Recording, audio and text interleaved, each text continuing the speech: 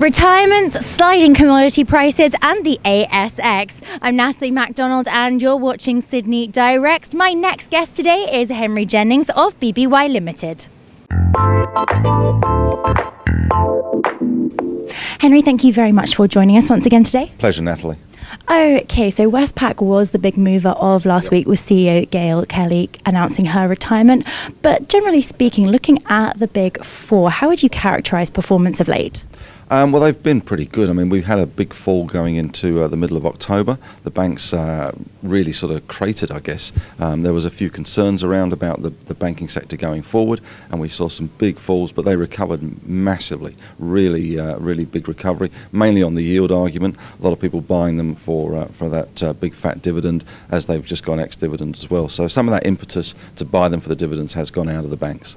Now, sticking with that Westpac story just for a moment, stocks did tumble last week following that announcement, and Macquarie Securities research note has also stated that they generally expect banking stocks to underperform the market by up to 10% in the about 6 to 8 month period after a leadership change announcement. Does that sort of sit in line with your expectations for Westpac over the coming months? Well, I guess that the concern always is what the new guy is going to do. But the new man, Brian Harcher, is pretty much a known quantity. So we're not really going to be in for too many big surprises, I don't think. I mean, Gail Kelly has quit.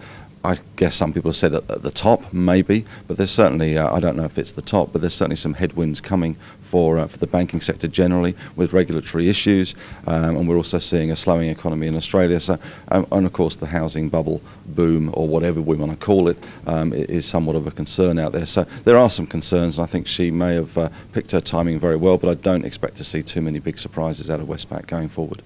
Now, shifting from banking over to mining, in your view, this slide in commodity prices, how is this going to impact investment?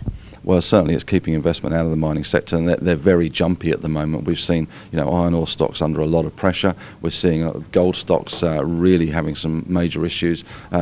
We probably will see some more M&A activity in the resource sector, I suspect, as some of the weaker players get gobbled up by some of the stronger players, and some of them merge to try and get those economies of scale. But it's an interesting space at the moment. Commodities very much on the nose globally. We're seeing really global growth slowing. The only place that's really got any good growth, I guess, is the US, and the rest of the world sort of falling in a bit of a heap, and hoping, I guess, that the US is going to drag them out, but we'll wait and see.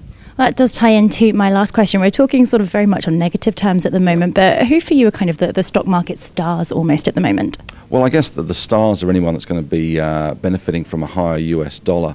We are going to see rate rises next year in the US markets. We are going to see that probably sooner than the markets really anticipate, I suspect. I'm still thinking about March, when we're going to see a slight tickle up in rates. So anyone that's going to benefit from US dollars, and also anyone that's going to benefit from lower energy and fuel prices as well. And we've seen good rises in Qantas and other airline stocks, even smaller ones like Rex in this country. So I think transport companies, logistic companies, even retailers to some extent may get a little bit of a boost because of the softening oil price, giving more dollars in people's pockets. So I think there's going to be some winners out of this. Some of the financial services companies are going to do very well out of the China free trade agreement, we think. Looking at the small print will obviously be the devil in the detail, but in theory financial services companies should do quite well out of this. So I think there are some positives, but at the moment resources may not be the place to be.